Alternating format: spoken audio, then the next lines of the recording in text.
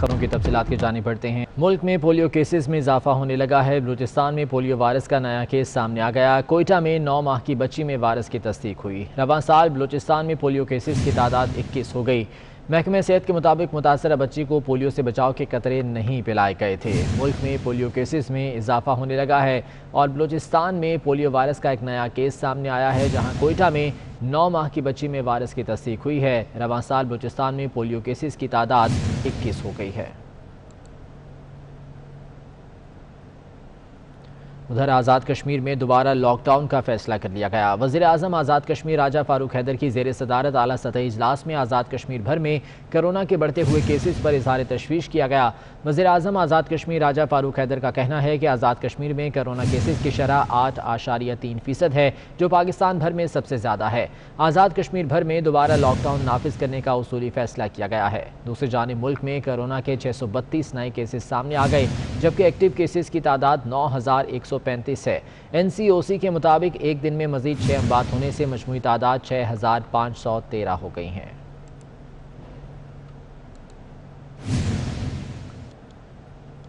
سیاسی معاملات کی بات کرتے ہیں۔ PDM کے کوئٹہ جلسے کا شیڈیول تبدیل کر دیا گیا۔ جلسہ 11 اکتوبر کی بجائے 18 اکتوبر کو ہوگا۔ ذرائع کے مطابق JUIFA کا 25 جولائی کا جلسہ ملتوی کر کے PDM کے جلسے کا شیڈیول تبدیل کیا گیا ہے۔ جلسے کی میزبانی JUIFA اور پختونخوا ملی عوامی پارٹی مشترکہ طور پر کریں گی، جبکہ جلسے سے مولانا فضل الرحمان، بلاول بھٹو، مریم نواز، سردار اختر مینگل، ڈاکٹر عبدالمالک بلوچ اور دیگر قائدین خطاب کریں گے۔ PDM کا شیڈیول تبدیل کر دیا گیا ہے۔ جلسہ اب 11 اکتوبر کی بجائے 18 اکتوبر کو ہوگا۔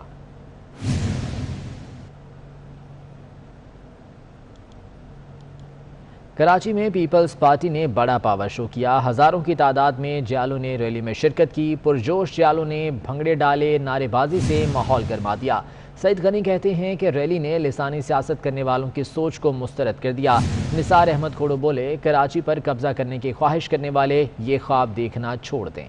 کرونا کے باعث ٹرمپ کی سانس اکھڑ گئی۔ امریکی صدر کے ڈاکٹر نے اعتراف کر لیا۔ ڈاکٹر کونلی کہتے ہیں کہ جمعے اور ہفتے کو صدر ٹرمپ کے خون میں آکسیجن کا لیول 2 بار گرا۔ ڈاکٹر کونلی کے مطابق آکسیجن لیول 93% تک گرنے کی وجہ سے سانس میں دشواری ہوئی، جس پر صدر ٹرمپ کو متبادل آکسیجن اور ڈیکسا میتھاسون دی گئی۔ امید ہے آئندہ 24 گھنٹوں میں صدر ٹرمپ کو اگلے 24 گھنٹے میں اسپتال سے ڈسچارج کر دیا جائے گا، تاہم وہ مکمل صحت یاب ہونے تک وائٹ ہاؤس میں ہی قیام کریں گے۔ The President has experienced 2 episodes of transient drops in his oxygen saturation. It is a determination of the team, based predominantly on the timeline from the initial diagnosis, that we initiate dexamethasone. Late Friday morning, when I returned to the bedside, the President had a high fever and his oxygen saturation was transiently dipping below 94%. Given these 2 developments, I was concerned for possible rapid progression of the illness. I recommended the President we try some supplemental oxygen, see how he'd respond. He was fairly adamant that he didn't need it. He was not short of breath. He was tired, had the fever, and that was about it. And after about a minute, on only 2 liters, his saturation levels were back over 95%. Stayed on that for an hour, maybe, and it was off and gone. جبکہ صدر Donald Trump کا کہنا ہے کہ وہ پہلے سے بہت بہتر محسوس کر رہے ہیں۔ ٹرمپ نے قوم کے نام جاری پیغام میں کہا کہ امریکہ کو مزید بہتر بنانے کے لیے مل کر کام کرنا ہے۔ ڈونلڈ ٹرمپ نے کہا کہ وہ جلد واپس آئیں گے اور صدارتی الیکشن مہم میں حصہ لیں گے۔ I came here, wasn't feeling so well. I feel much better now. We're working hard to get me all the way back. I have to be back. I think I'll be back soon. And I look forward to finishing up the campaign the way it was started and the way we've been doing. And you don't know, over the next period of a few days, I guess that's the real test. So we'll be seeing what happens over those next couple of days. I'm doing well. I want to thank everybody. Our First Lady is doing very well, Melania, and we're both doing well. Melania is really handling it very nicely. France میں 2 دن کی بارش نے تباہی مچا دی۔ France کا جنوبی پہاڑی علاقوں سے رابطہ کٹ گیا۔ سینکڑوں مقامات تباہ ہونے کے ساتھ ساتھ درجنوں افراد بھی لاپتہ ہونے کی اطلاعات ہیں۔ بارش سے درخت اکھڑ گئے، سڑکیں ٹوٹ پھوٹ کا شکار ہوئیں، جبکہ ہزاروں گھروں کو بجلی کی فراہمی بھی منقطع ہے۔ ذرائع کے مطابق ابھی تک 8 افراد لاپتہ ہیں، جن کا سراغ نہیں مل سکا۔ امدادی کارروائیوں کے لیے فوج کی مدد بھی لی گئی ہے، جبکہ ہیلی کاپٹرز کی مدد سے لوگوں کو محفوظ مقامات پر منتقل کیا جا رہا ہے۔ فرانس میں 2 روز کی بارش نے تباہی مچا دی۔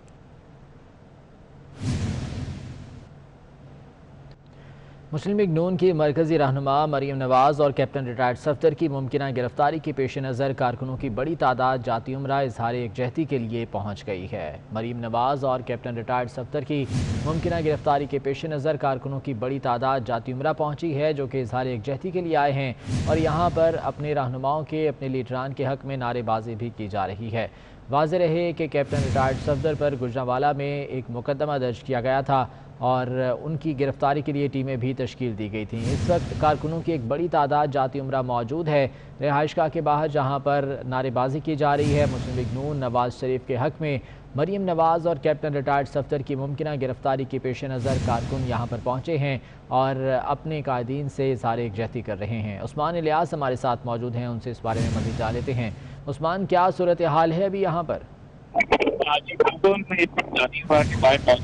جہاں پر مریم نواز اور کیپٹن صفدر کی ممکنہ گرفتاری کے وارنٹ جاری ہونے کے بعد جو ہے لیگی کارکنان کی جانب سے جو ہے یہاں پر روزانہ کی بنیاد پہ اظہار یکجہتی کے لیے دھرنا دیا جاتا ہے اور ساتھ ہی ساتھ پارٹی کے حق میں نعرے لگائے جاتے ہیں اور حکومت مخالف نعرے بھی لگائے جاتے ہیں۔ ذرائع کے مطابق کہا یہ جا رہا ہے کہ کیپٹن صفدر کی کال پر جو ہے یہ دھرنے کی کال دی گئی ہے، جس کی وجہ سے روزانہ کی بنیاد پر جو لیگی کارکنان ہیں وہ یہاں پہ اور یہاں پہ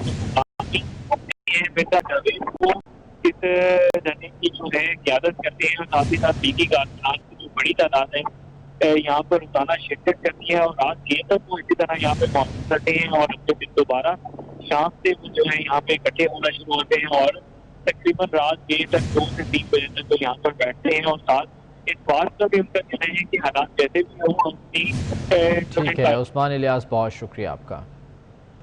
گورنر سندھ عمران اسماعیل کا کہنا ہے کہ اداروں کو نشانہ بنانے والے کبھی پاکستان کے دوست نہیں ہو سکتے۔ پاکستان نازک دور سے گزر رہا ہے، ہمیں مل کر اسے آگے لے جانا ہوگا۔ حبیب خان کی رپورٹ دیکھیے۔ گورنر سندھ عمران اسماعیل اور وفاقی وزیر برائے مذہبی امور نور الحق قادری نے جامعۃ الرشید کا دورہ کیا۔ میڈیا سے گفتگو میں گورنر سندھ عمران اسماعیل نے کہا، اسرائیل ہمارا دوست تھا اور نہ ہو سکتا ہے۔ اداروں کو نشانہ بنانے والے کبھی ملک دوست نہیں ہو سکتے۔ اسرائیل مسلم ممالک کے اندر گھس رہا ہے اور یہ بات طے ہے کہ نہ یہ مسلمانوں کے دوست تھے، نہ ہیں، نہ ہوں گے کبھی۔ ہماری اپنی افواج کے اوپر 3 دفعہ کے وزیر اعظم کا حملہ، ایسا لگتا ہے کہ اسی سرکل کے اندر جو چیزیں پک رہی ہیں وہ پاکستان کا رخ کر رہی ہیں۔ کوئی شخص اگر ہماری افواج پاکستان کے اوپر حملہ کرتا ہے، برا بھلا کہتا ہے، گالی دیتا ہے، میرے نزدیک وہ پاکستان کو گالی دے رہا ہے۔ وفاقی وزیر برائے مذہبی امور نور الحق قادری کا کہنا تھا کہ پاکستان میں فرقہ وارانہ فسادات کی سازش کی جا رہی ہے۔ اس ملک کو کمزور کرنے کے لیے لسانیت کے کارڈ استعمال ہو گئے۔ اب خدا نخواستہ یہ سازش یہاں پر کھیلی جا رہی ہے۔ انشاءاللہ تعالی ہم مل کر اس سازش کو ناکام بنائیں گے۔ گورنر سندھ اور وفاقی وزیر نے جامعۃ الرشید کے مختلف سیکشنز کا دورہ کیا اور عالمی معیار کی سہولتوں پر انتظامیہ کی کاوشوں کو سراہا۔ کیمرامین شوکت علی کے ہمراہ حبیب خان، 24 نیوز، کراچی۔ امیر جماعت اسلامی سراج الحق کا کہنا ہے کہ حکمرانوں نے قوم کو تقسیم کر دیا، نوجوان ڈگریاں جلانے پر مجبور، جبکہ قوم مایوس ہو چکی ہے۔ تمام سیاسی جماعتوں کا احتساب ہونا چاہیے۔ وہ لاہور میں تقریب سے خطاب کر رہے تھے۔ اس وقت پاکستان میں جو نظام مسلط ہے، جس کی وجہ سے 22 کروڑ عوام رو رہے ہیں، جس کی وجہ سے نوجوان اپنی ڈگریوں کو چوک اور چوراہوں میں جلانے پر مجبور ہے، پوری قوم اس وقت ایک مایوسی سے دوچار ہے۔ ہر کوئی کہتا ہے کہ مہنگائی ہے، ہر کوئی بے روزگاری کا رونا رو رہا ہے۔ اس وقت پاکستانیوں کے ہاتھوں میں ورلڈ بینک اور IMF کے ہتھکڑیاں ہیں اور ہر پاکستانی لاکھوں مخروض۔ اب کون ذمہ دار ہے؟ یہ ایک کڑوا سچ ہے کہ اس تباہی اور بربادی کے ذمہ دار وہ ہماری قوم ہے، وہ آپ ووٹر ہیں۔ آج آپ کی ایوان میں جتنے لوگ بیٹھے ہیں، میں یقین دلاتا ہوں کہ اگر احتساب ہو گیا یا ہماری عدالت نے 62-63 پر عمل کر کے دکھایا تو جتنے لوگ اس وقت اسمبلیوں میں موجود، یہ سارے آپ کو جیلوں میں ملیں گے۔ اسپیکر پنجاب اسمبلی چودھری پرویز الہی اور رکن قومی اسمبلی چودھری مونس الہی سے سیالکوٹ چیمبر آف کامرس کے صدر چودھری کیسر اقبال بریار نے ملاقات کی۔ اس موقع پر چودھری سلیم بریار، سابق صدر چیمبر ملک محمد اشرف اور سیال ایئر لائنز کے وائس چیئرمین میاں احسن بھی موجود تھے۔ چودھری پرویز الہی کا کہنا تھا کہ ملک میں ترقی میں تاجر برادری کا اہم کردار ہے۔ سیالکوٹ سمیت پورے ملک کے تاجر معیشت کو بحال کرنے میں اپنا کردار ادا کر رہے ہیں۔ کرونا کی وجہ سے پوری دنیا کا معاشی سسٹم تباہ ہو گیا۔ چودھری کیسر اقبال بریار نے کہا کہ ملک کو جب بھی ضرورت پڑی تاجر برادری اپنا مثبت کردار ادا کرے گی۔ اسپیکر پنجاب اسمبلی چودھری پرویز الہی اور رکن قومی اسمبلی چودھری مونس الہی سے سیالکوٹ چیمبر آف کامرس کے صدر چودھری کیسر اقبال بریار نے ملاقات کی ہے۔ پاکستان ٹیلی کمیونیکیشن اتھارٹی نے سوشل میڈیا پر توہین عدالت اور مذہبی منافرت پر مبنی مواد نشر کرنے والے عناصر کے خلاف کارروائی کا آغاز کر دیا ہے۔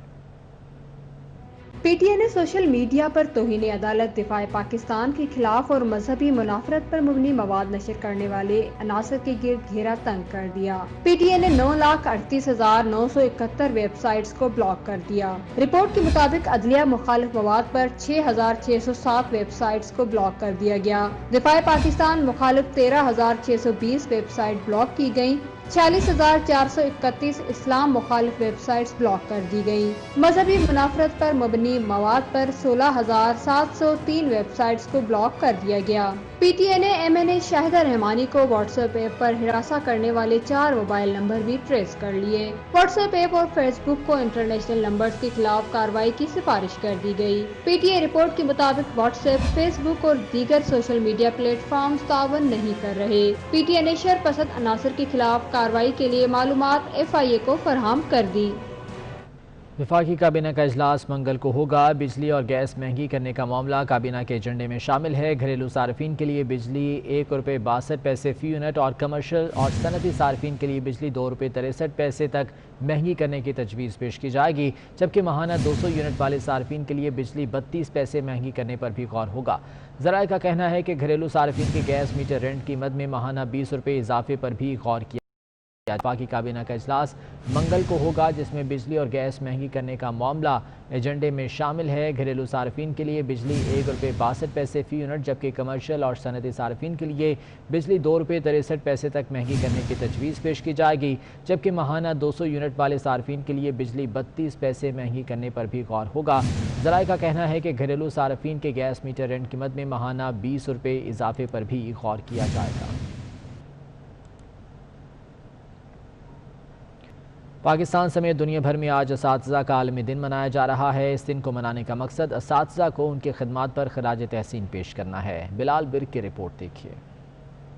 استاد کا مقام معاشرے میں ریڑھ کی ہڈی کی مانند ہے، اس لیے ہر سال اساتذہ کا عالمی دن منایا جاتا ہے۔ اس دن کو منانے کا مقصد اساتذہ کی حوصلہ افزائی کرنا ہے۔ اسلام آباد میں مقامی کالج سے وابستہ ٹیچر رابعہ وحید کا ماننا ہے کہ والدین کے بعد استاد ہی بچوں کی تربیت میں اہم کردار ادا کرتا ہے۔ استاد اور شاگرد کا رشتہ انسانی زندگی کا وہ ستون ہے جو زندگی کو رنگوں سے بھر دیتا ہے۔ بچہ اسکول میں آتا ہے تو بالکل اس طرح سے ہے جیسے اس کا جو ذہن ہے وہ ایک صاف سلیٹ کی مانند ہے، جس پہ استاد لکھتا ہے، استاد گرومنگ کرتا ہے بچے کی۔ اگر ہم ایجوکیشن کے ڈفرینٹ لیولز لے لیں تو اس میں جو آپ کا جونیئر لیول ہے بچے کا، بالکل انیشیل سٹیج جو ارلی ایجوکیشن کہلاتی ہے، اس میں استاد بچے کی گرومنگ کرتا ہے، اس کو کس طرح سے بیٹھنا ہے، اٹھنا ہے، بات کرنی ہے، مطلب اس کی پوری پرسنالٹی کو وہ ایک شیپ دیتا ہے۔ اس کے بعد اگر آپ ہائر لیول پہ آ جائیں تو استاد جو ہے وہی استاد وہ کوچنگ کا کام کرتا ہے۔ آپ ہائر سیکنڈری لیول پر آ جائیں تو استاد کاؤنسلنگ کا کام کرتا ہے، اور اگر آپ یونیورسٹی لیول پر آ جائیں تو استاد ایک فیسیلیٹیٹر کا اور اسسٹنٹ کا کام کرتا ہے۔ ماہرین کا کہنا ہے کہ والدین اگر اور اس بلیٹن سے اتنا ہی۔